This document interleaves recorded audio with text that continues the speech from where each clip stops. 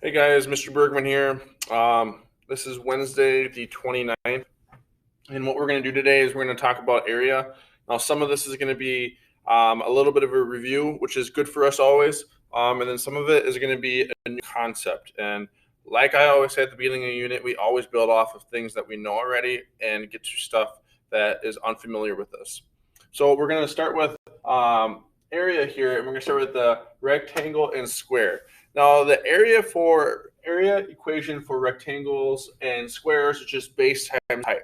I know it's kind of hard to see on your screen, but it's base times height here. I have two examples right here. I have a square and I have a rectangle. Okay. Now in the square, it's really just this is the base right here, and this is your height. Okay. Base times height. 2 times 2 is 4, and then you label with your inches right here. And if you look back at the perimeter video that I talked about on Monday, we didn't label it with a squared or a cubed or anything like that. But what we're going to do today for area is we put a squared there. Okay. Now moving on to the rectangle, we have our base and we have our height. Okay. So we have 5 times 7, which is 35. And label it with inches again. And one last time, we label area with a squared there. Okay.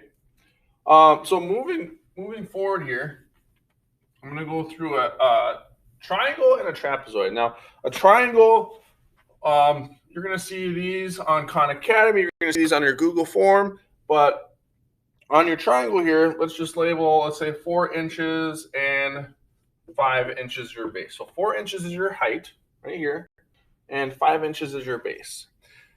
Now, the equation for a triangle, and you can maybe kind of see it up there with the glare, but it's a half times base times height. Now, we'll worry about the half here in a second, but base times height would be your first step initially. So 5 times 4. 5 times 4, we know that is 20. Make sure you can see that. We know that is 20 inches. And then that's where the half comes into play. Okay. You can think of it as you can split this in half, you can divide by 2, whatever it might be, but that's what that is. And I'll explain why here in a second. But a half or divided by 2 would be 10 inches squared. And that would be your area for this rectangle. Now, this goes back to like 4th grade or 5th grade math, but looking at this triangle, a triangle is essentially a half of a rectangle. So if you were to take this and copy that and put it there, it would be essentially a rectangle. So really, if you find the area of a rectangle, 4 times 5 is 20, and half of that, right here, this triangle, that would be 10 inches, okay? So just a nice quick reminder for triangles. The last thing I have for you is a trapezoid. Okay? Now, trapezoid, give me 1 second here.